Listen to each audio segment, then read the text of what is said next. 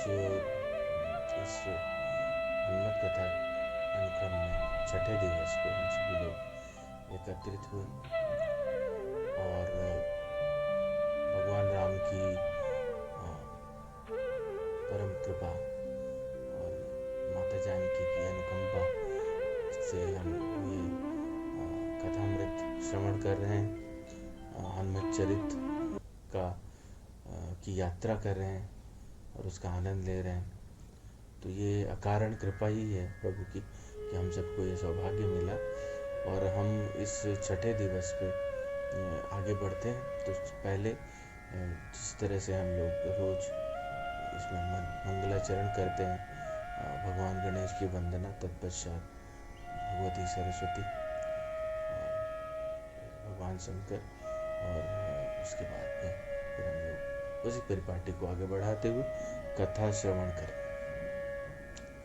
वर्णानामर्थसंघानां रसानां छन्दसामपि मंगलानां च कर्तारो वन्दे वाणी विनायकौ भवानी शंकरौ वन्दे श्रद्धा विश्वासरूपिणौ याभ्यां विना न पश्यन्ति सिद्धाः स्वान्तः स्थमीश्वरं वन्दे बोधमयं नित्यं गुरुं शङ्कररूपिणं यमाश्रितो हि वक्रोऽपि चन्द्रः सर्वत्र वन्दते सीतारामगुणग्राम पुण्यरण्यविहारिणौ वन्दे विशुद्धविज्ञानौ कवीश्वर कपीश्वरौ वागर्थाविव सम्पृक्तौ वागर्थप्रतिपत्तये जगतापितरौ वन्दे पार्वती परमेश्वरौ कर्पूरगौरं करुणावतारं संसारसारं भुजगेन्द्रहारं सदा वसन्तं हृदयारविन्दे भवं भवानी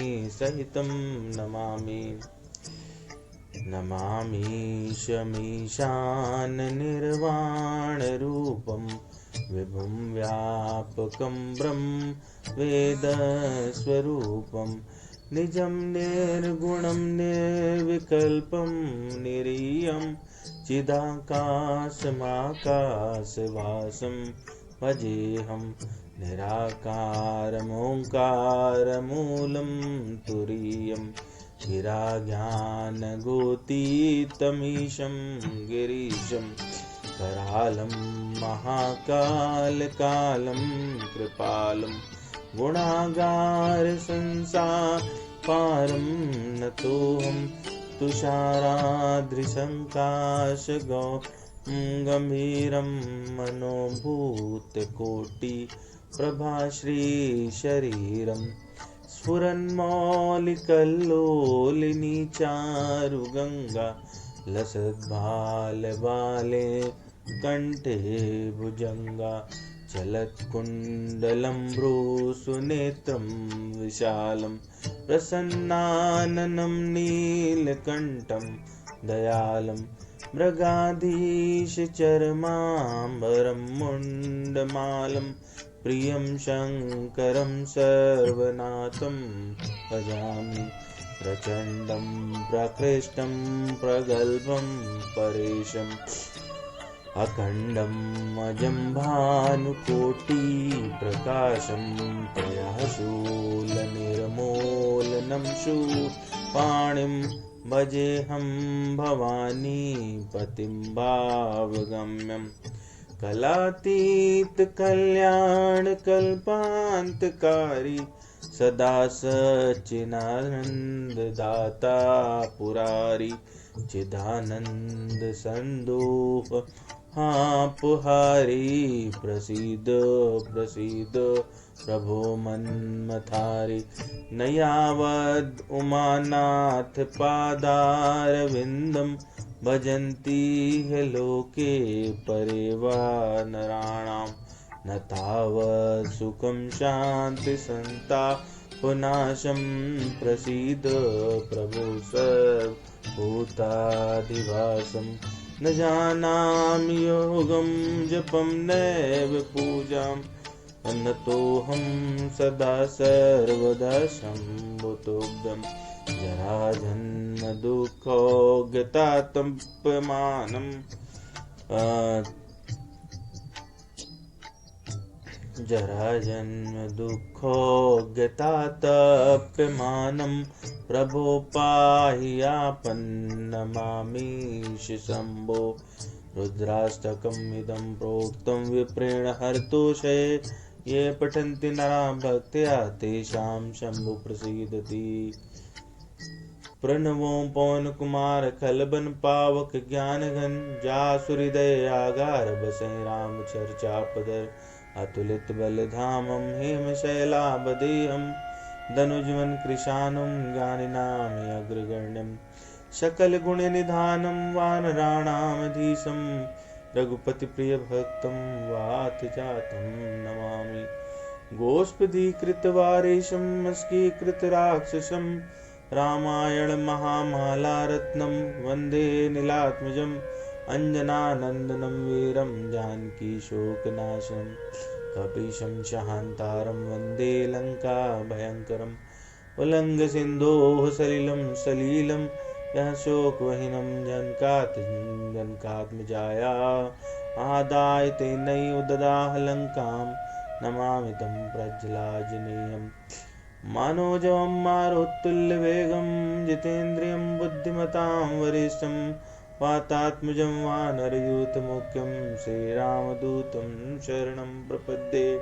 आञ्जनेयमतिपाटलाननं काञ्चनाद्रिकमनीयविग्रहं परिजातितरमूलवासिनं भावयामि पवमाननन्दनं।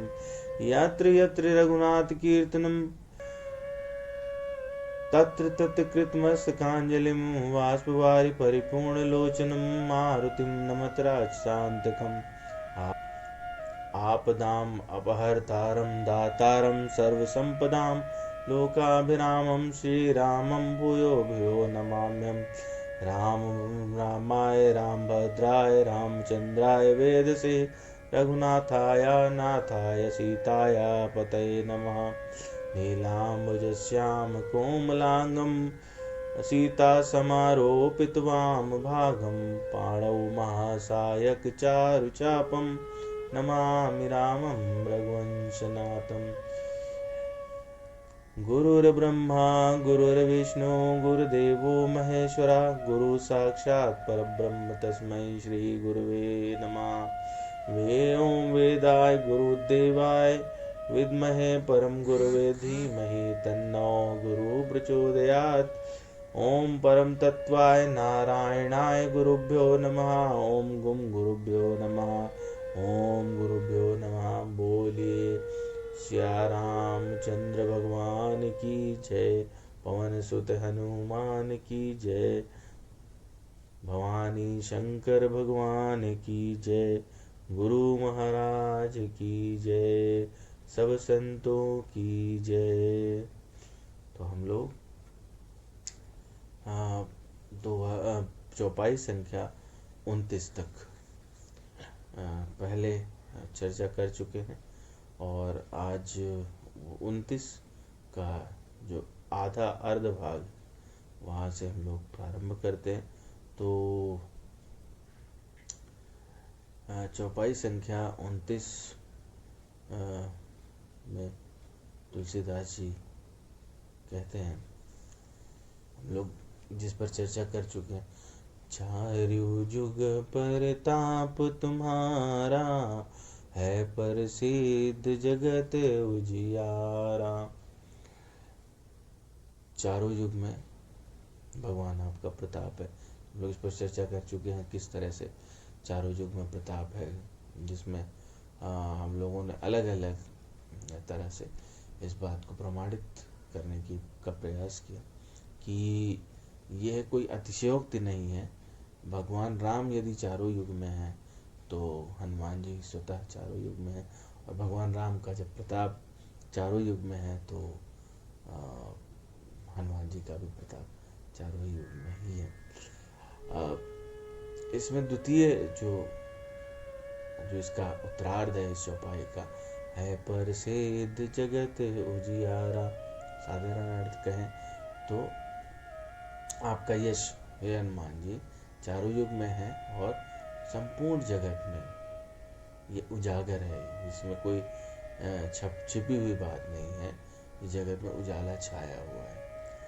तो अगर हम देखें कि भौतिक जगत में उजाला फैलाने का जो कार्य है वो है सूर्य का, और चारों युग में उस सूर्य के भी जो स्रोत हैं, प्रकाश के स्रोत हैं, वो भगवान राम है। और राम शब्द की विवेचना अनेकानेक शास्त्रों ने की है, जिसमें अलग अलग अर्थ बताए गए हैं। रा शब्द आता है सूर्य के नाम है रवि, रा से रवि, रवि यानी सूर्य प्रकाशमान, आ अग्नि, माँ जो सबके अंदर रहे, आत्मा में रहे सभी के, वो जो सबके अंदर रमते हैं वो है राम। तो जो सभी की आत्मा में है, प्रकाशित करते हैं, जो चारों युग में है उसमें प्रकाश फैलाते हैं, जो सूर्य के भी सूर्य हैं भगवान राम, तो वो हनुमान जी के हृदय में रहते हैं। तो इस तरह से हनुमान जी के यश का प्रताप भी चारों युगों में प्रकाश फैला रहा है, और हनुमान जी स्वतः भी प्रकाश के ही स्रोत है। और हनुमान जी चूंकि एक और अर्थ ले सकते हैं, हनुमान जी चूंकि सदगुरु हैं, संत हैं, सबको सदमार्ग दिखाते हैं, तो गुरु का कार्य होता है आपके मार्ग को प्रकाशित करना, जगत के मार्ग को प्रकाशित करना, आपको सन्मार्ग पर ले जाना। तो ये भी एक अर्थ इस तरह से गलता है, पर से जो हनुमान जी के चरणों का आश्रय लेते हैं तो उनके लिए चारों जुग परताप तुम्हारा, है प्रसिद्ध जगत उजियारा। एक और है कि इसमें एक और अर्थ हम लोग ले सकते हैं, वो ये है कि हनुमान जी के प्रताप से, चाहे वो कोई भी युग हो, कोई भी आपका काल हो, आपके 4 विभाग किए गए, तो जो हमारी आयु है उसको 4 भागों में, बाल काल है जिसको, उसके बाद में ब्रह्मचर्य जिसमें हम पालन करते हैं, उसके बाद युवावस्था आती है, फिर वृद्धावस्था आती है। तो इसमें अलग अलग आश्रम वर्णित हैं, और अंतिम आश्रम तक जो हमारी 4 पड़ाव हैं, चाहे 4 पहर हैं, तो इसको किसी भी तरह से ले लीजिए, उन सभी में यदि आप कभी भी हनुमान जी to आश्रय लेते हैं तो वो आपके सद्गुणों को विकसित करते हैं, आपके हृदय में भगवान राम का प्रकाश प्रकाशित करते हैं। तो चारों जुग परताप तुम्हारा, है प्रसिद्ध जगत उजियारा। अगली चौपाई में हनुमान जी कहते, तुलसीदास जी कहते हैं हनुमान जी के लिए, साधु संत के तुम रखवारे, असुर निकंदन राम दुलारे। साधु संत के तुम रखवारे, असुर निकंदन राम दुलारे। तो इसमें शब्द हैं साधु, संत, असुर निकंदन और राम दुलारे।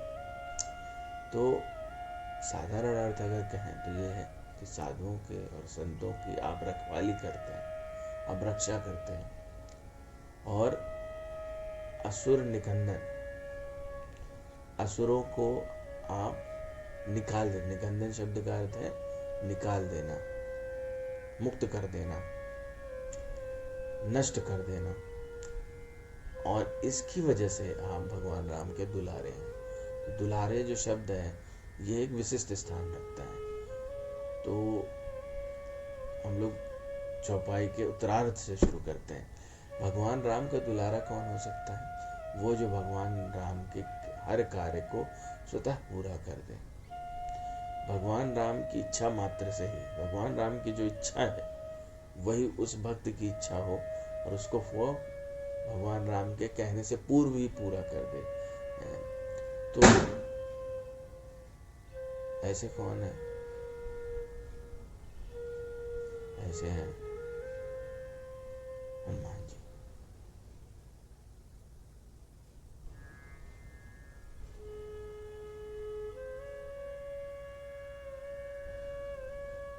ऐसे है हनुमान जी।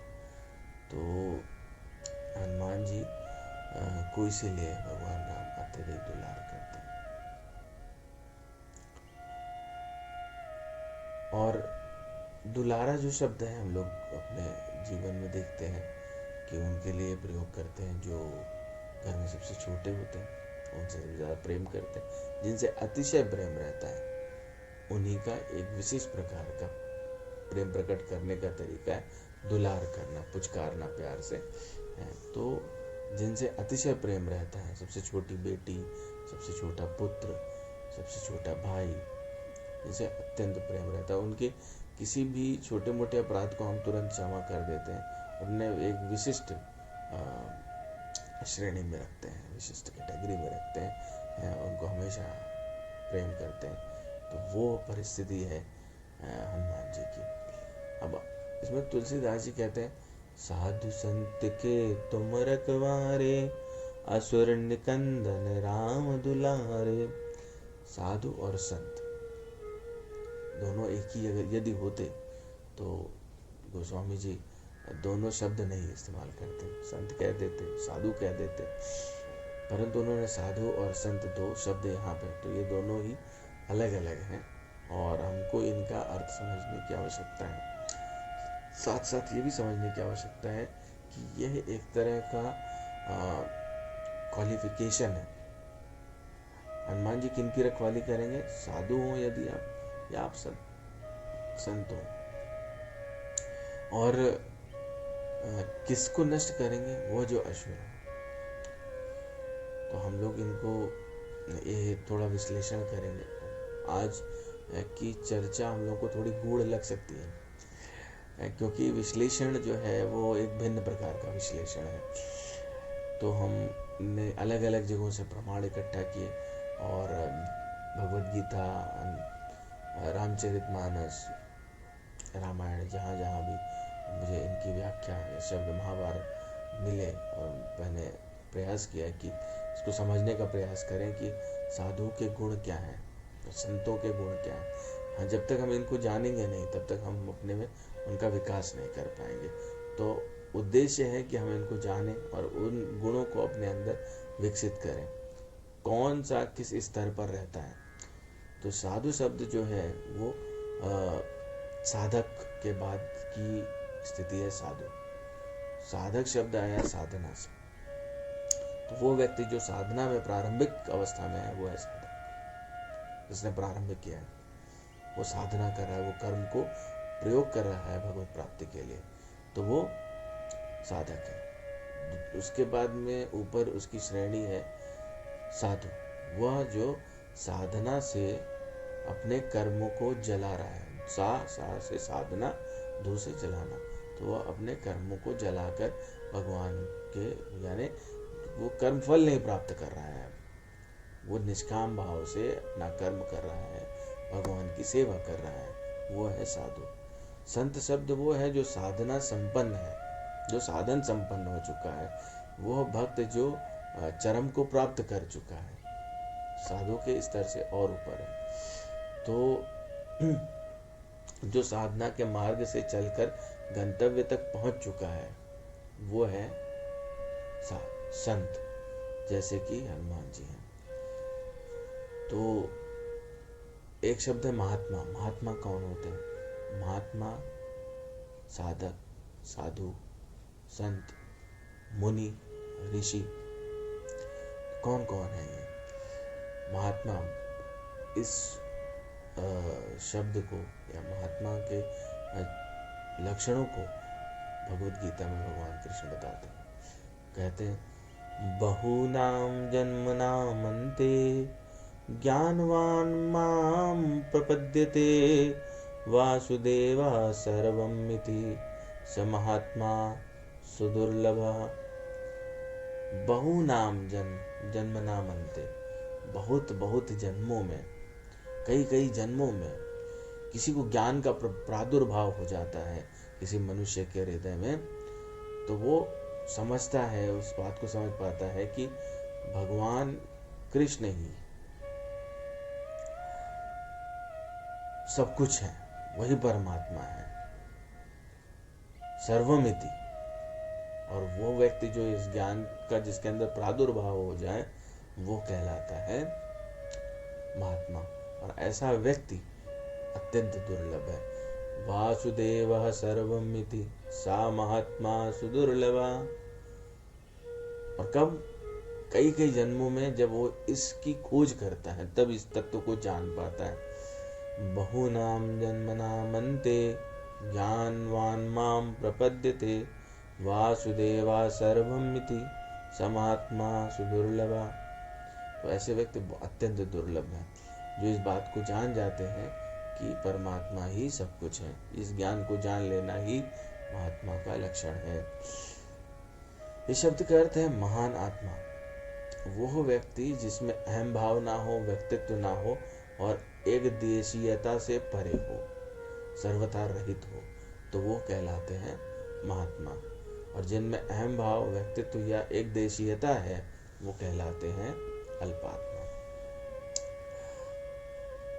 गोस्वामी तुलसीदास जी साधु शब्द का बहुत ही सुंदर रूप से वर्णन करते हैं।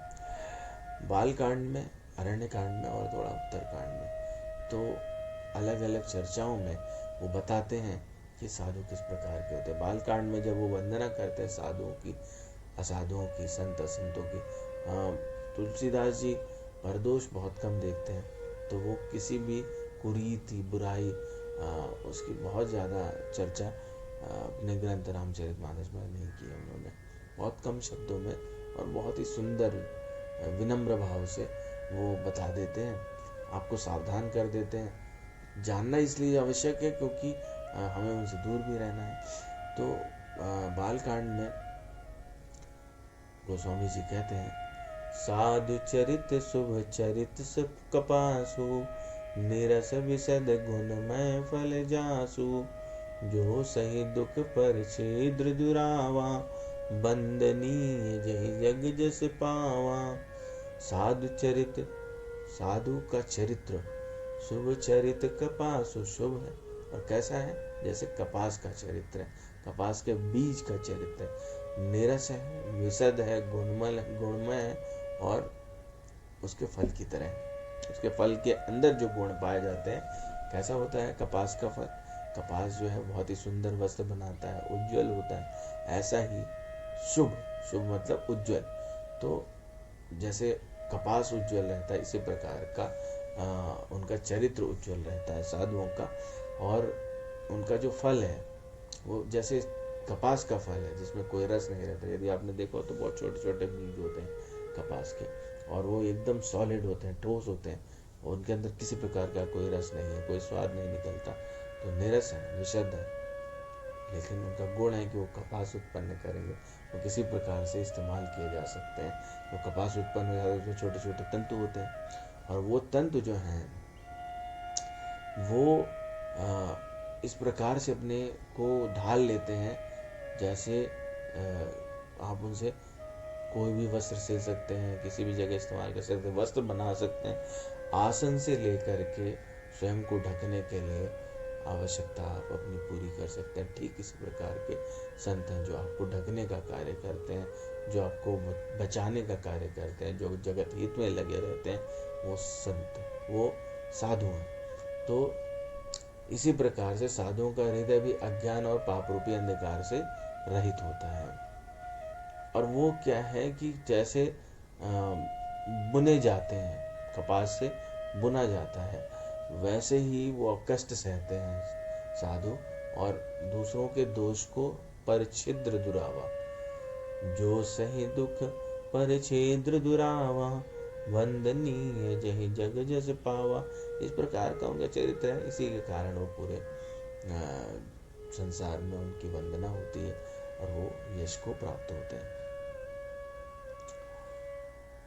दूसरे अध्याय में भगवद गीता में भगवान 64 और 65 श्लोक में बताते हैं, कहते हैं, राग द्वेष वियुक्तस्तु विषयानिन्द्रियश्चरन् आत्मवैश्यर्विधेयात्मा प्रसादम् अधिगच्छति प्रसादे सर्वदुःखानां हानिरस्योपजायते।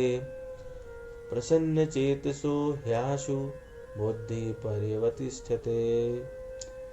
राग द्वेष वियुक्तस्तु, राग द्वेष से रहित और विषयों का सेवन, विषयों और इंद्रियों का सेवन करता हुआ व्यक्ति जो अंतःकरण की निर्मलता को प्राप्त हो जाता है, वो व्यक्ति जो अंतःकरण, जो कर्मयोगी साधक है, अपने अंतःकरण को शुद्ध कर लेता है। कैसे कि इंद्रियों पर उसका अपना नियंत्रण रहता है और वो विषयों के रस का आस्वादन नहीं करता, परंतु इसे भोग नहीं करता, परंतु उसे अपने शरीर को चलाता है। भगवान का दिया हुआ साधन क्या है? वह शरीर को चलाता है। किसके लिए? भगवत उपासना के लिए, भगवान की भक्ति के लिए। तो वो व्यक्ति उसका हृदय शुद्ध हो जाता है। और प्रसादे सर्व दुखानां हानिरस्य उपजायते, तो क्या होगा? सभी दुखों का अंत हो जाएगा। और ऐसे शुद्ध चित्त वाले साधक की बुद्धि निसंदेह बहुत जल्दी परमात्मा में स्थिर हो जाती है।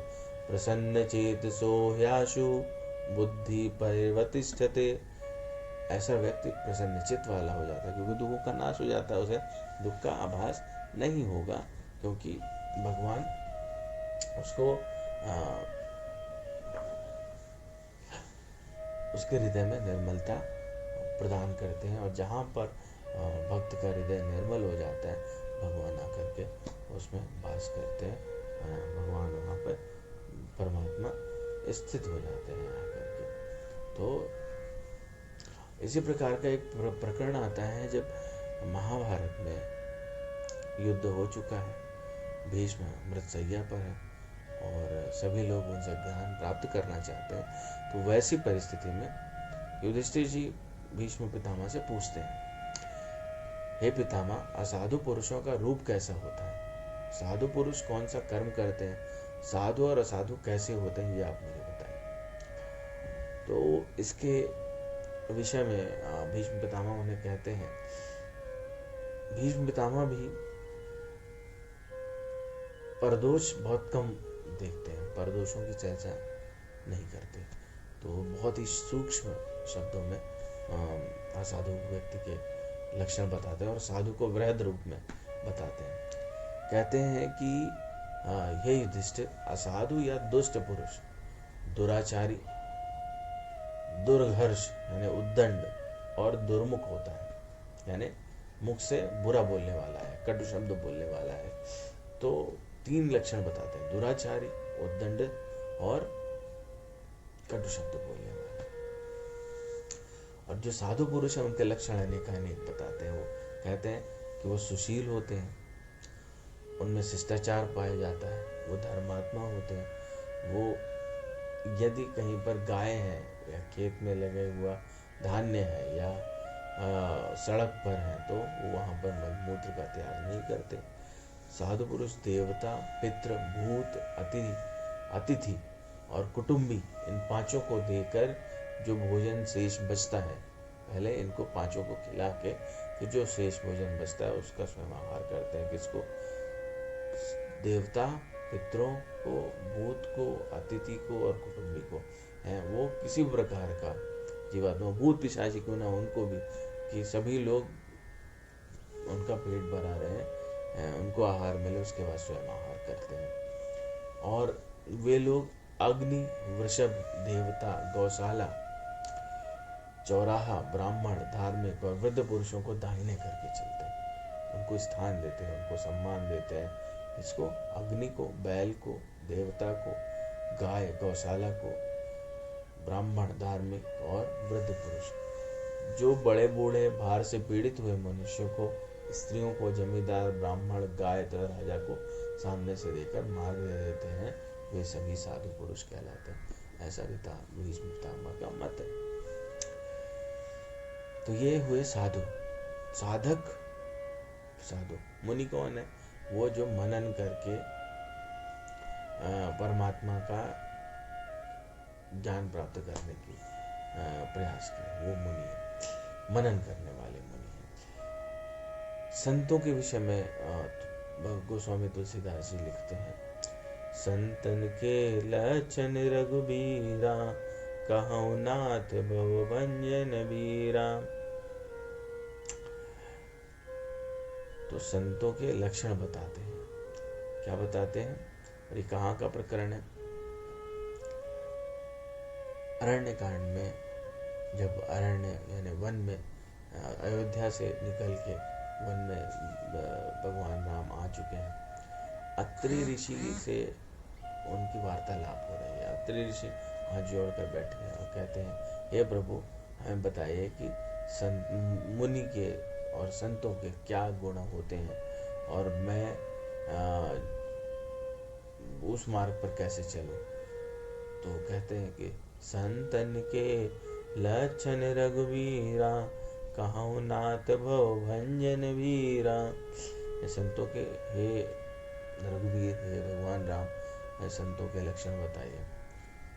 तो भगवान जवाब देते हैं, कहते हैं, सुनु मुनि संतन के गुण कहाऊं, तिन ते मैं उनके बस रहा हूँ। मैं, हे मुनिवर, हे अत्रि जी, मैं आपको संतों के गुण बताता हूँ, और जिनके वश में, वशीभूत होकर मैं रहता हूँ, मैं उनसे परतंत्र हो जाता हूँ, उनसे मैं स्वतंत्र नहीं हो पाता हूँ, वो मुझे वश में कर सकते हैं। वो जो कौन है? वो संत है। तो संत लोग वश में कर सकते हैं किसको? भगवान को भी। तो वो अब बताते हैं कि वो लक्षण क्या है जो संत कहलाएंगे और मुझे भी वशीभूत कर सकते हैं। वो कहलाते कहेंगे, अरण्य कांड में अगली चौपाई में गोस्वामी जी लिखते हैं, घट विकार जिदि अनग अनामा, अचल अकिंचन सुचि सुख धामा, अमित बोध अनिहमित भोगी, सत्य सार कवि कोविद जोगी। खट विकार जित, खट विकार यानी 6 विकार, 6 विकारों को वो जीत चुके हैं। जो कौन से 6 विकार? काम, क्रोध, लोभ, मद, मोह और मात्सर्य। ये 6 विकार मनुष्य के अंदर जो है उनको जीत चुके हैं। खड विकार जित अनग अनामा, और पाप रहित, अनग हो गए। खट विकार जित अनग अकामा, और पाप रहित हो गए। कामना रहित, अकामा, कामना रहित हो गए। अचल किंचन सुच सुख दामा, और अचल, निश्चल बुद्धि वाले, दृढ़ बुद्धि वाले हो गए हैं। तो जो जिनकी बुद्धि स्थिर प्रज्ञा हो गई है। भगवान कृष्ण बताते हैं गीता में कि स्थिर प्रज्ञा के क्या लक्षण होते हैं, वही तुलसीदास जी यहाँ कह रहे हैं। तो स्थिर बुद्धि वाले हो गए हैं। अकिंचन यानी सर्व त्यागी, उन्होंने संसार से सारे सुखों का भोग त्याग दिया है, और वो शुचि सुखधामा, अंदर से और बाहर से पवित्र है, शुचि है और सुखों के धाम है। अमित बोध अनियमित भोगी, सत्य सार कवि कोविद जोगी। अमित है, जिनके पास में ज्ञान की कोई सीमा नहीं है। ज्ञान क्या है? जो वेदों का सार जानते हैं वो ज्ञानी है। तो और उनको बोध प्राप्त हो चुका है। इच्छा रहित है, अनी है, इच्छा रहित है। मित भोगी, मिताहारी है, कम खाने वाले हैं। सत्य सार कवि कोविद जोगी, सत्यनिष्ठ कवि और विद्वान तथा योगी हैं। तो ऐसे व्यक्ति हैं संत। आगे कहते हैं, सावधान करते हैं, कहते सावधान मानद मदहीना, धीर धर्म गति परम प्रवीणा। सावधान रहते हैं वो, दूसरों को मान देने वाले, सम्मान देते हैं और अभिमान रहित हैं। धीर धर्म गति परम प्रवीणा, किसमें प्रवीण है? धैर्य में, धर्म के ज्ञान में। धीर, धर्म, गति, धर्म के ज्ञान, और गति मतलब आचरण। वो खाली धर्म का ज्ञान ही नहीं रखते, धर्म संगत आचरण भी करते हैं, और उसमें खाली आचरण नहीं करते, उन्हें निपुणता हासिल है। तो 3 चीज़ें, वो धैर्यवान है, धैर्य रखने में निपुण है, धर्म धुरंधर है, धर्म का पूरा ज्ञान है और धर्म का ही आचरण करते हैं, उनको निपुणता है धर्म का आचरण करने में, वो हमेशा दूसरों को मान देते हैं और स्वयं सावधान रहते हैं। तो ये सारे लक्षण जो है वो संतों के गोस्वामी तुलसीदास जी ने लिखे, जो भगवान राम द्वारा त्रिमुनि को बताए गए। गुनाहगार संसार दुख रहित विगत संदेह, तज मम चरण सरोज प्रिय तिन कहूँ देह नगे। ये परम लक्षण है, यही शुरुआत है। जो लोग इसको करते हैं वो अंतोगत्वा ऊपर के बताए गए समस्त लक्षणों को प्राप्त कर लेते हैं और भगवान उनके हृदय में निवास करते हैं। वो क्या है? गुणों के घर हैं, संसार के दुखों से रहित है और संदेहों से सर्वथा छूटे हुए हैं। किसी प्रकार का उनमें कोई संदेह नहीं था। संदेह किसको होते हैं? संदेह होते हैं साधक को, जो प्रारंभिक अवस्था में रहते हैं कि मुझे किस प्रकार से पूजा करनी चाहिए, पूजा करनी भी चाहिए कि नहीं करनी चाहिए, किसकी करनी चाहिए, कौन है परमात्मा, क्या मैं साधन का सही इस्तेमाल कर सकता हूँ, मुझे सुख मिलेगा, दुख मिलेगा, किस प्रकार का फल प्राप्त होगा, इत्यादि इत्यादि। तो ऐसे बहुत सारे संशय रहते हैं। वो संशय धीरे धीरे नाम का जब आधार ले लेते हैं, सब कुछ छोड़ करके, तजि मम चरण सरोज प्रिय तिन कहूँ देह नगेय, मेरे चरण कमलों को छोड़कर उनको न तो उनका अपना शरीर प्यारा है, न किसी प्रकार का घर। तो ऐसे व्यक्ति जो है वो क्या कहलाते हैं? संत कहलाते हैं। आगे बताते हैं, जप तप व्रत दम संयम नेमा, गुरु गोविंद विप्र पद प्रेमा। जो जप तप यम नियम प्रत्याहार ये सारा वो इसका अनुचरण करते हैं और अपने गुरु भगवान को और ब्राह्मणों को उनके चरणों में हमेशा प्रेम रखते हैं, ऐसे व्यक्ति कहलाते हैं संत।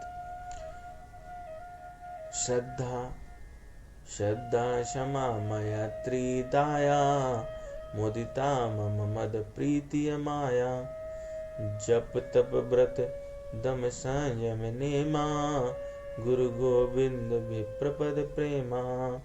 श्रद्धा क्षमा मैत्री दया, मुदिता मम मद प्रीति माया। आगे कहते हैं, बिरत विवेक विनय विज्ञाना, बोध जथारथ वेद पुराना, दंभ मान मद करहि न काओ, भूल न देहि कुमारग पाओ। तो वो वैराग्य विवेक विनय और विज्ञान, यानी विज्ञान क्या है? विशिष्ट ज्ञान। विशिष्ट ज्ञान क्या है? परमात्मा के तत्व का ज्ञान होना ही विज्ञान है। और वेद पुराण, बोध यथारथ वेद पुराना, उनको वेद पुराण में जो कहा गया वो जस का तस पता है, एज इट इज पता है। उसमें किसी प्रकार का कोई एडल्ट्रेशन नहीं है, किसी प्रकार का कोई भी उसमें मिलावट नहीं, बिना मिलावट के यथार्थ ज्ञान है उनको। वे दंभ, अभिमान और मद कभी नहीं करते, भूल कर भी कुमार्ग पर पैर नहीं रखते। दंभ मान मद करहि न काओ, भूल न देहि कुमारग। भूल कर भी किसी कुमार्ग पर नहीं जाते, किसी प्रकार का पाप नहीं करते, पाप रहित है। गावहि सुनहि सदा मम लीला, हेतु रहित परहित रतशीला। सुनि सुनि मुनि सुनु साधुन के गुण जेते, कही न सकहि सादर श्रुति तेते।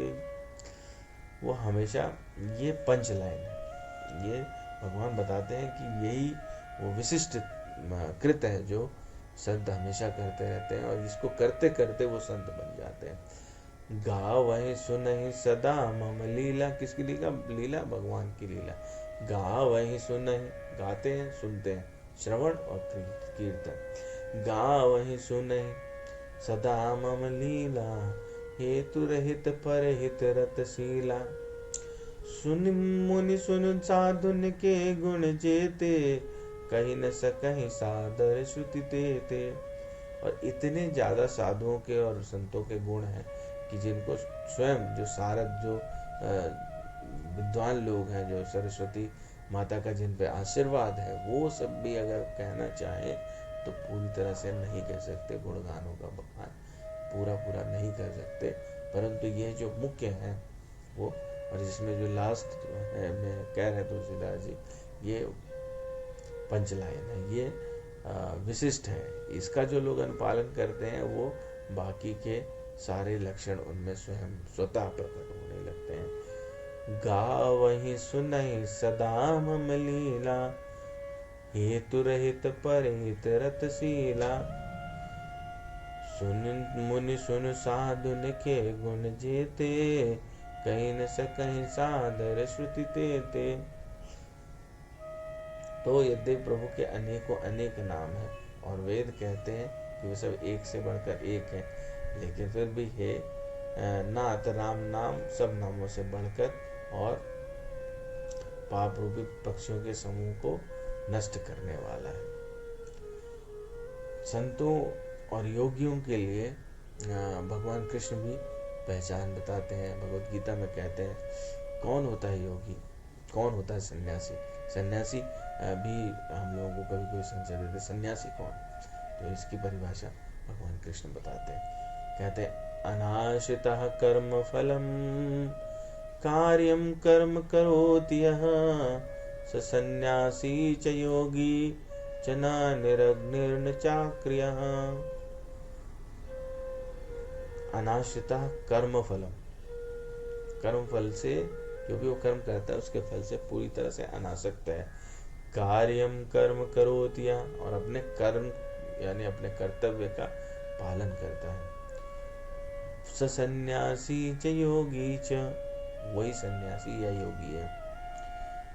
वो नहीं न निरग्निर्न चाक्रिया, जो कार्य नहीं करता, अपने कर्तव्य का पालन नहीं करता, और ना तो अग्नि जलाता है ना कर्म, मतलब किसी प्रकार से वो अपने किसी कार्य में रत नहीं रहता, वो व्यक्ति सन्यासी नहीं कहलाता। वो व्यक्ति जो सब अपने कर्तव्य को छोड़कर चला जाए तो भगवान उसको सन्यासी की संज्ञा या योगी की संज्ञा नहीं देते। भगवान योगी की संज्ञा किसको देते हैं? वो व्यक्ति जो अपने कर्तव्य करते हुए भगवान का ध्यान करता है, वो संसार के सारे विषय उनको छोड़ देता है। सन्यासी और साधु में अंतर यह है, साधु संसार में रह के जगत हित के लिए कार्य करते हैं, सन्यासी इनको त्याग कर परंतु अपने कर्तव्य को पूरा करके जगत हित के लिए कार्य करते हैं। ज्ञान विज्ञान तृप्तात्मा कूटस्थो विजितेन्द्रियः, युक्त इति उच्यते योगी समलोष्टाश्रम कांचन। ये अध्याय 6 में 8वें श्लोक में भगवान कहते हैं कि वो व्यक्ति आत्म साक्षात्कार को प्राप्त योगी कहलाता है, जो अर्जित ज्ञान तथा अनुभूति से पूर्णता संतुष्ट रहता है, और ऐसा व्यक्ति अध्यात्म को प्राप्त तथा जितेंद्रिय कहलाता है। वो सभी वस्तु, चाहे कंकड़ हो पत्थर हो, सम लोष्ट्रासम कांचन, चाहे कंकड़ है चाहे पत्थर है, उसको एक ही दृष्टि, एक समान दृष्टि से देखने वाला व्यक्ति है। तो ऐसा व्यक्ति युक्त इति उच्यते योगी, ऐसे व्यक्ति को भगवान कहते हैं कि वो योगी है। तो भगवान ने सन्यासी की परिभाषा, योगी की परिभाषा, अब वो कहते हैं कि नित्य सन्यासी कौन है। ज्ञेयः स नित्य सन्यासी यो न द्वेष्टि न कांक्षति, निर्द्वंदो हि महाबाहो सुखम बंधात् प्रमुच्यते। ज्ञेयः स नित्य सन्यासी, वो पुरुष जो कर्म फलों से घृणा करता है और कर्म फल की इच्छा करता है, वो नित्य सन्यासी, बल्कि कर्म फल की इच्छा नहीं करता और ना कर्म फलों से घृणा करता है। किसी प्रकार का जो कर्म है उसकी कोई भी फल हो, उससे वो न सुख की अनुभूति है ना दुख की अनुभूति है, ना उनकी इच्छा है, वो व्यक्ति नित्य सन्यासी जाना जाता है। और निर्द्वंदो ही महाबाहो सुखम बंधात् प्रमुच्यते, ऐसा हे महाबाहो अर्जुन, ऐसा मनुष्य समस्त द्वंद्वों से रहित होकर के निर्द्वंद हो जाता है। निर्द्वंदो ही महाबाहो सुखम सुख से पूर्ण होता है। बंधात प्रमुच्यते, और भवबंधन को पार कर पूर्णता मुक्त हो जाता है, ऐसा सुख वो प्राप्त करता है। तो ये अलग अलग स्थानों से हम लोग जान पाए कि साधुओं के क्या लक्षण हैं, संत कौन कहलाते हैं, योगी कौन है, नित्य सन्यासी, सन्यासी कौन है, असुर। असुरों के संबंध में हम लोग बहुत ज़्यादा चर्चा नहीं करते, परंतु हम लोग को ये जानना अत्यंत आवश्यक है कि उनके लक्षण क्या हैं, ताकि हम उनसे दूर रह सकें, उन लक्षणों को हमारे अंदर ना आने दें। असुर बाहर नहीं, हमारे अंदर भी है, तो उनको हमें त्यागना होगा, वैसे लक्षणों से हमें दूर रहना होगा, ताकि हम साधु संत बन सके और हमारी रखवाली हनुमान जी कर सके। साधु संत के तुम रखवारे, असुर निकंदन राम दुलारे। तभी हम राम दुलारे हो सकते हैं, भगवान राम के करीब जा सकते हैं। दुलार गोद में बिठा के किया जाता है। भगवान राम की हम लोग सेवा कर सकते हैं, उनका सामीप्य प्राप्त कर सकते हैं। कैसे? साधु संत के तुम रखवारे, असुर निकंदन राम दुलारे। तो असुर कौन है? वो जो सुर नहीं है, यानी देवता नहीं है। तो देवता और असुरों की कथा, यानी जो देवता नहीं है वो दूसरी कैटेगरी में है। तो दक्ष जो कि प्रजापति थे, उनकी 60 पुत्रियां थी, उनमें 13 का विवाह महर्षि कश्यप से हुआ था। महर्षि कश्यप की जो पत्नियां थी वो थी अदिति, दिति, तनु, काष्ठा, अरिष्टा, सुरसा, इला, मुनि, क्रोधवशा, ताम्रा, सुरभि, तिमि, वनिता, कद्रु, पतांगी और यामिनी। तो जो अदिति से पुत्र हुए वो कहलाए आदित्य, जो दिति से हुए वो कहलाए दैत्य, जो दानु से हुए वो कहलाए दानव, सुरसा से हुए वो कहलाए राक्षस। तो उनमें महर्षि कश्यप ने सभी को धर्म पूर्वक बर्ताव करने के लिए और एक रूप होने से पहले सबको धर्म का अनुसरण करने की सलाह दी थी, परंतु जिन्होंने जैसा किया उनके पुत्र उन्हीं के लक्षणों के हिसाब से हुए। तो कथा लंबी है, परंतु शॉर्ट में हम लोग जान लेते हैं सूक्ष्मता से कि आदिति के पुत्र आदित्य यानी देव कहलाए, और बाकी के पुत्र वो दैत्य, दानव, राक्षस, यक्ष, गंधर्व इत्यादि। जिसकी माँ के जैसे गुण थे, जैसा बर्ताव था, उन्हें गर्भ धारण करने से पहले या गर्भ धारण के दौरान वो उसी के अनुरूप में व्यवहार करते रहे, और उनको उनके लक्षणों के आधार पर अच्छा या बुरा कहा जाता रहा। तो इसमें जो असुर हैं वो प्रमुखता 3 प्रकार के बताए गए हैं, दैत्य, दानव और राक्षस। तुलसीदास जी बहुत ही सफाई से, बहुत ही सुंदरता से, विनम्रता के साथ में वो इनके बारे में कहते हैं। ज़्यादा चौपाइयाँ नहीं है, उन्होंने बहुत थोड़े में, जहाँ पर बालकांड में सबकी वंदना की, वहाँ असंतों की और दुष्टों की भी वंदना की। उन्होंने परदोष बहुत कम देखते हैं और बहुत ही सूक्ष्म से वो बताते हैं। वो कहते हैं, खले अग सगुन साधु गुण गाहा, उभय अपार उदधि अवगाहा, तेहि ते कछु गुण दोष बखाने, संग्रह त्याग न बिनु पहचाने। खले अग अगुण साधु गुण गाहा, दुष्टों के पापों और अगुणों की और साधुओं की जो कथाएं हैं, कितनी उभय अपार उदधि अवगाहा, अपार है, अनंत है, तो क्या ही कहा जाए, था समुद्र है, अवगाह पार नहीं किया जाता। तेहि ते कछु दुर्गुण दोष बखाने, लेकिन फिर भी हम लोगों को कुछ तो चुनना पड़ेगा। संग्रह त्याग न बिनु पहचाने, बिना पहचाने ना तो हम संग्रह कर सकते हैं ना त्याग कर सकते हैं। तो उनकी पहचान कैसे हो, सिर्फ इस चीज को जानने के लिए तुलसीदास जी, गोस्वामी तुलसीदास जी हम लोगों को लक्षण बताते हैं और सूक्ष्म से बताते हैं और ध्यान से हम लोगों को सुनना होगा।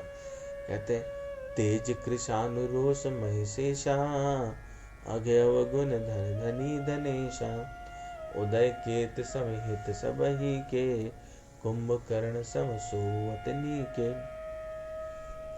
कहते हैं कि जो जिनके पास में कितना तेज है, तेज क्रोधवंत तेज है, दूसरों को जलाने वाला ताप है और वो क्रोध में यमराज के समान है। तेज कृशान रोष महिषेशा, अघ अवगुण धन धनी धनेशा।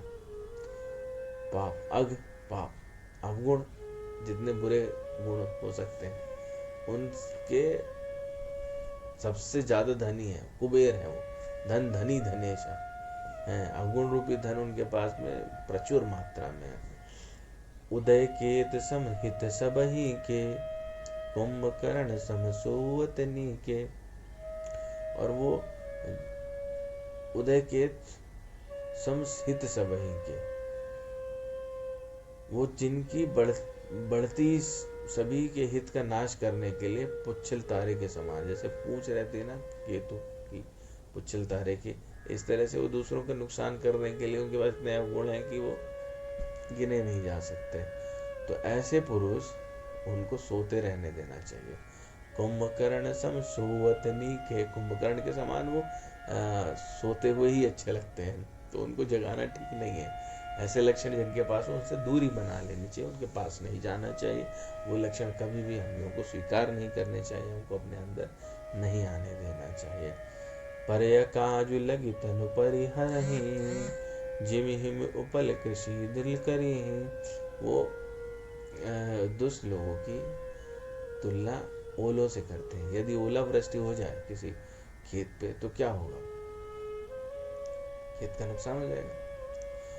साथ में ओले का क्या होगा, ओला भी गल जाएगा, तो अपना भी अस्तित्व नहीं रह जाएगा।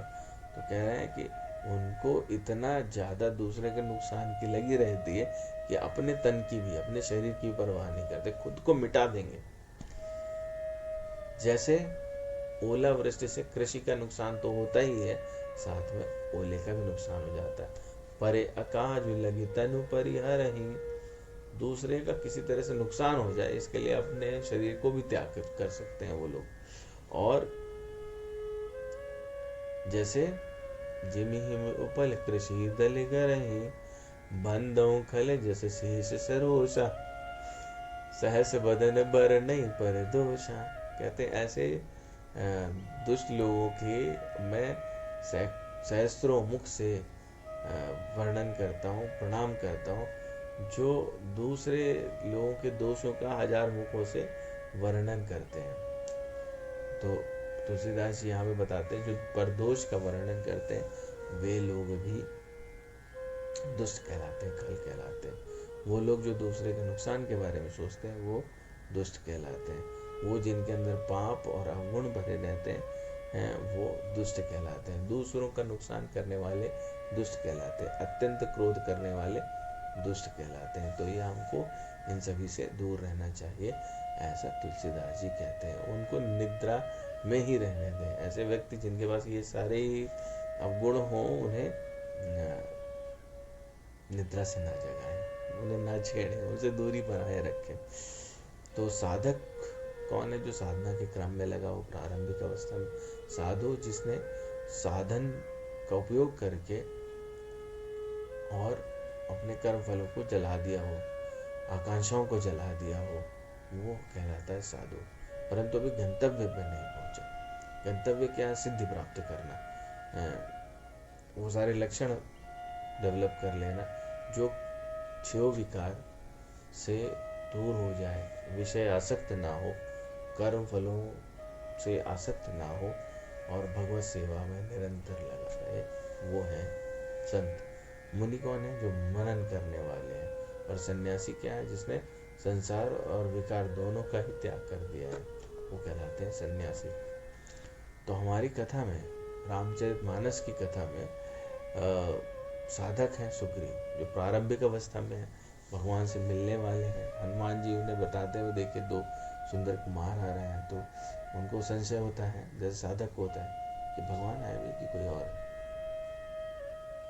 ये कहीं ऐसे तो नहीं मुझे मारने आया, बाली ने तो नहीं भेजा इन्हें। मैंने सुना तो था कि कौशलाधीश से बड़े ही सुंदर है, भगवान राम आ रहे हैं, मुझे उनके चरणों में प्रीति करनी चाहिए। हे हनुमान तुम बताओ। हनुमान कौन है? हनुमान जी हैं संत, भरत जी हैं संत, वशिष्ठ जी हैं संत, और साधु सज्जन कौन है? विभीषण। विभीषण जी कहते हैं जब किसी प्रकार की कामना रह जाए तो वो साधु और सज्जन की कैटेगरी में रहता है, संत नहीं रहता। तो जब भगवान जी की भगवान राम की शरणागति में जाते हैं तो कहते हैं प्रथम कछु वासना रहे, पहले कुछ थी, अब शरणागति के बाद में समाप्त हो गई। तो शरणागति के बाद में वो संत की कैटेगरी में पहुंच जाते हैं, लेकिन तब तक वो साधु या सज्जन रहते हैं। तुलसीदास जी गोस्वामी जी लिखते हैं उनके बारे में, राम राम राम नाम तब सुमिरन कीना, अति हर्षि कपि सज्जन चीना। जब लंका में जाते हैं और वो जब राम का स्मरण करते हैं, भगवान राम का, तो वो पहचान जाते हैं भगवान राम का स्मरण करने वाला तो व्यक्ति सज्जन है, परंतु अभी भी इसके हृदय में कुछ वासना है, तो ये साधु है, ये सज्जन व्यक्ति है। उसको संत बनाने, संत उसको मिल जाते हैं, हनुमान जी उसको मिलते हैं तो शरणागति देते हैं, ताकि वो भी भगवान की भक्ति में लग सके। भगवान के इसमें साधु संत के तुम रखवारे, असुर निकंदन राम दुलारे। राम दुलारे कैसे बनेंगे? अगर आप साधु संत बन जाएंगे तो आपकी रक्षा हनुमान जी करेंगे, और असुर निकंदन तो है ही, अब है कि राम दुलारे कैसे बनेंगे? तो वो जो भगवान के अवतार का उद्देश्य उसको पूरा करते हैं, वो है राम दुलारे। भगवान के अवतार का उद्देश्य क्या है? हम लोग महाभारत देखते थे, उसमें एक श्लोक भगवत गीता का, यदा यदा हि धर्मस्य ग्लानिर्भवति भारत, अभ्युत्थानम् अधर्मस्य तदात्मानं सृजाम्यहम्। पहला उद्देश्य, परित्राणाय साधूनां विनाशाय च दुष्कृतां, दर्शन धर्म संस्थापनार्थाय संभवामि युगे युगे। तो पहला अर्थ क्या है? पहला आशय क्या था? भगवान का उद्देश्य क्या था? यदा यदा ही धर्मस्य, जब जब धर्म की हानि होती, यदा ही धर्मस्य ग्लानिर्भवति भारत, हे अर्जुन, धर्म की हानि होती तो हम क्या करते हैं? भगवान आके क्या करेंगे? यदा यदा ही धर्मस्य ग्लानिर्भवति भारत, अभ्युत्थानम् अधर्मस्य तदात्मानं सृजाम्यहम्।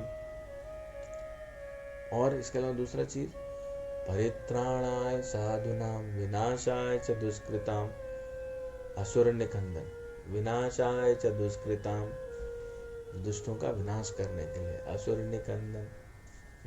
परित्राणाय साधूनां, साधु संत के तुम रखवारे, असुर निकंदन राम दुलारे। परित्राणाय साधूनां विनाशाय च दुष्कृतां, धर्म संस्थापना, तीसरा कार्य, धर्म संस्थापनार्थाय संभवामि युगे युगे। हर युग में भगवान अवतार लेते हैं और उनकी मदद करने के लिए या उनकी सेवा करने के लिए, उनके सानिध्य में रहने के लिए हनुमान जी आते हैं। हनुमान जी रहते हैं, निरंतर नित्य रहते हैं। तो जो भगवान के समस्त उद्देश्यों, जिस उद्देश्य से भगवान अवतार ले रहे हैं, वो उसको पूरा कर रहे हैं, तो राम के दुलारे हो ही जाएंगे।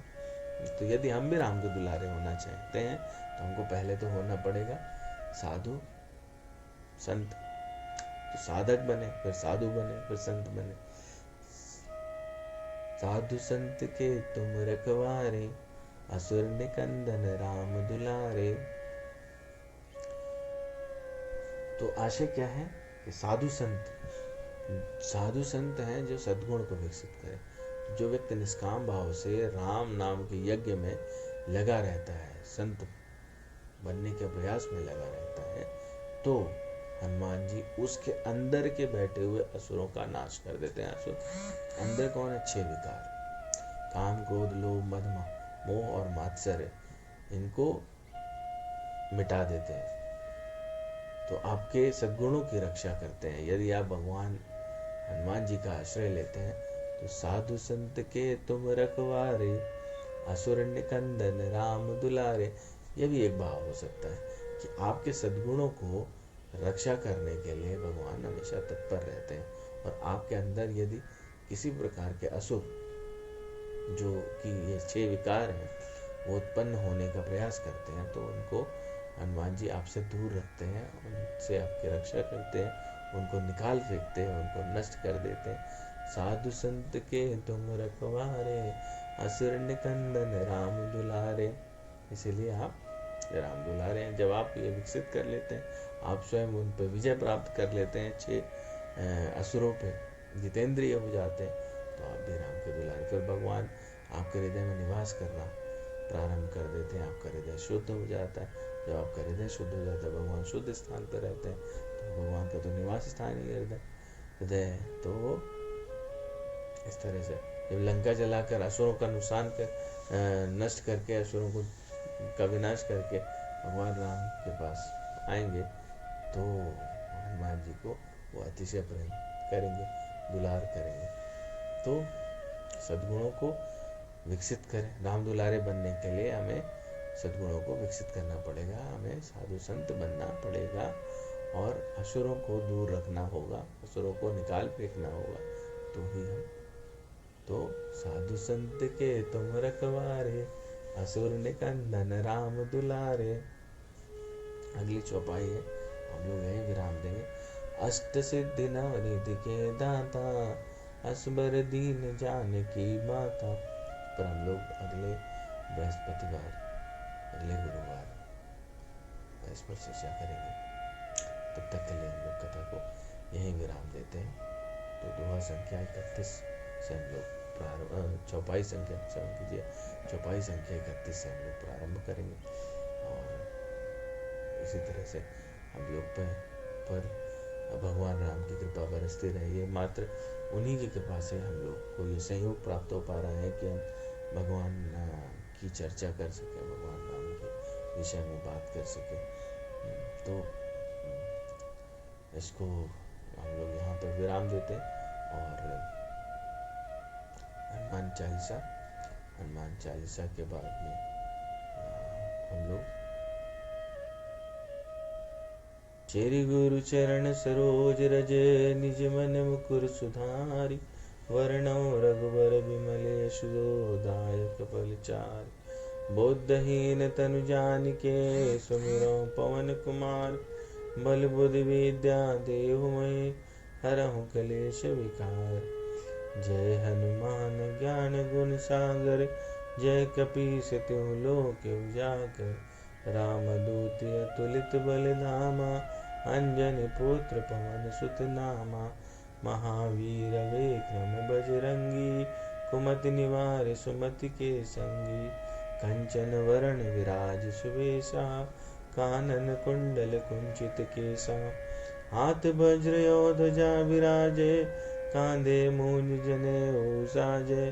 शंकर स्वयं केसरी नंदन, तेज प्रताप महाजगवंदन। विद्यावान गुणी अति चातुर, राम काज करिबे को आतुर। प्रभु चरित्र सुनिबे को रसिया, राम लखन सीता मन बसिया। सूक्ष्म रूप धरि सियहि दिखावा, विकट रूप धरि लंक जरावा। भीम रूप धरि असुर संहारे, रामचंद्र जी के काज संवारे। लाए सजीवन लखन जियाए, श्री रघुवीर हरषि उर लाए। रघुपति कीन्ही बहुत बढ़ाई, तुम मम प्रिय भरतहि सम भाई। सहस बदन तुमरो यस गावै, अस कहि श्रीपति कंठ लगावै। सनकादिक ब्रह्मादि मुनीषा, नारद सारद सहित ऐसा, तुम कुबेर दिगपाल जाते, कभी कोविद कह सके कहाते, तुम उपकार सुग्रीवहि कीना, राम मिलाए ये पद दीना, तुम्हरो मंत्र विभीषण माना, लंकेश्वर भय सब जग जाना, युग सहस्त्र जो जन पर भानु, लील्योताहि मधुर फल जानो, प्रभु मुद्रिका मेलि मुख माहि, जलधि लांघि गए अचरज नाहि, दुर्गम काज जगत के जेते, सुगमि अनुग्रह तुमरे तेते, राम दुआरे तुम रखवारे, होत न आज्ञा बिनु पैसारे, सब सुख लाहे तुम्हारी शरणा, तुम रक्षक काहू को डरना, आपन तेज समारो आपै, तीनों लोक हाकते कापै, भूत पिशाच निकट नहीं आवे, महावीर जब नाम सुनावे, नासै रोग हरै सब पीरा, जपत निरंतर हनुमत बीरा, संकट ते हनुमान छुड़ावे, मन क्रम वचन ध्यान जुलावे, सब पर राम तपस्वी राजा, तिनके काज सकल तुम साजा, और मनोरथ जो कोई लावे, सोई अमित जीवन फल पावे, चारों युग परताप तुम्हारा, है प्रसिद्ध जगत विजियारा, साधु संत के तुम रखवारे, असुर निकंदन राम दुलारे, अष्ट सिद्धि नौ निधि के दाता, असवर दीन जानकी माता, राम रसायन तुमरे पासा, सदा रहो रघुपति के दासा, तुमरे भजन राम को पावै, जन्म जन्म के दुख बिसरावै, अंत काल रघुवर पुर जाई, जहाँ जन्म हरि भक्त कहाई, और देवता चित्त न धरई, हनुमत से सर्व सुख करई, संकट कटै मिटै सब पीरा, जो सुमिरै हनुमत बलबीरा, जय जय जय हनुमान गोसाई, कृपा करहु गुरुदेव की नाई, जो 7 बार पाठ कर कोई, छूटै बंद महासुख होई, जो या पढ़े हनुमान चालीसा, होय सिद्ध साखी गौरीसा, तुलसीदास सदा हरि चेरा, कीजय नाथ हृदय डेरा, पवन तनय संकट हरण, मंगल मूर्ति रूप, राम लखन सीता सहित, हृदय बसहु सुरभूप, बोलिए सियावर रामचंद्र की जय, पवन सुत हनुमान की जय, हर हर महादेव। श्री राम जय राम,